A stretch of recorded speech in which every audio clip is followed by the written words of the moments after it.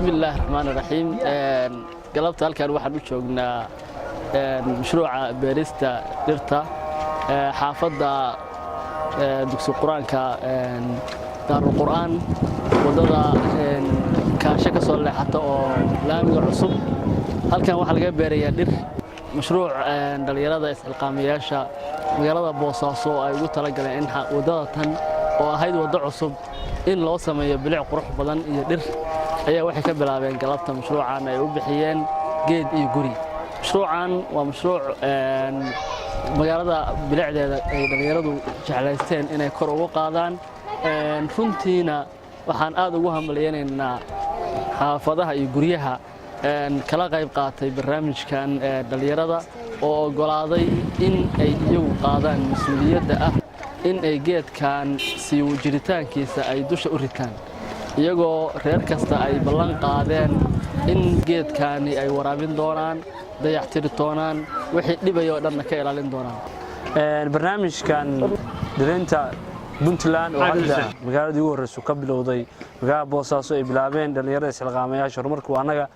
waa qorshayaasha u dejisan isxilqaamayaasha horumarinta Puntland 2019 inay Puntland ka dhigaan meel cimiladeeda ay isbedesho ay horseed u tahay dhirinta dhalinyarada isxilqaamayaasha horumarinta Puntland ay horseedka u yihiin dhawaan waxa bilaaban doonta dhammaan isxilqaamayaasha horumarinta Puntland deegaamada ay kala joogaan oo ay qorshuhu sidoo qorayo oo ay dhammaantood ka qayb qaadan doonaan ama ay bilaabi doonaan mashruuc dhireynta Puntland la yiraahdo oo maanta magaalada Boosaaso rasmi uga bilowday oo lagu halhayskiisuna yahay guri iyo geed laakiin anaga waxaan iska rogaynaa farta kufaayo aha wayna wadani tahay wadankaaga jeceshahay waxay gali kan tahay waxaan ficil samaysaa farta kufaayo iska rogaynaa wax aan qaban karno inaan qabano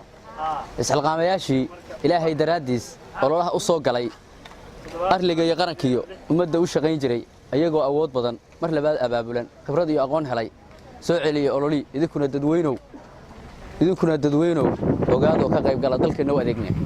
dhulka xalaale loo dilay dhagax tuurka loo galay leegadu u dhididee u dhinteen daraawiish kacaankuna u dhaartee dhisay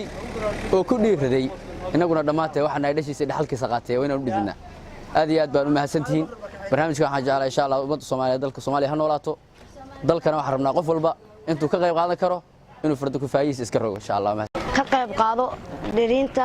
magaalada Boosaaso guri iyo geed laqo qofkii ugu horeeya oo beero geed guri iyo geed